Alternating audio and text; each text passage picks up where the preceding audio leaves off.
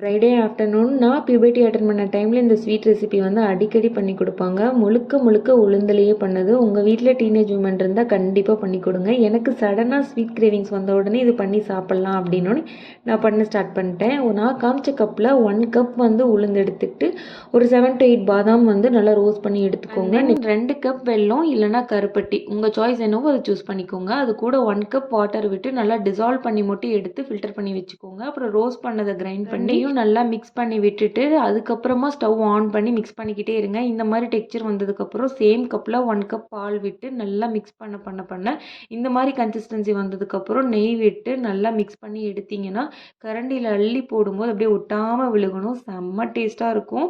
நம்ம இஷ்டத்துக்கு வந்து ஷேப் பண்ணிக்கலாம், பால்ஸாகவும் பண்ணிக்கலாம், லட்டு ஷேப்லேயும் பண்ணிக்கலாம். நான் வந்து பர்ஃபி மாதிரி ட்ரை பண்ணியிருந்தேன். டேஸ்ட்டு செமையாக இருக்கும். இந்த மாதிரி இன்ட்ரெஸ்டிங்கான கண்டென்ட்க்கு ஃபாலோ பண்ணி சப்ஸ்கிரைப் பண்ணிக்கோங்க.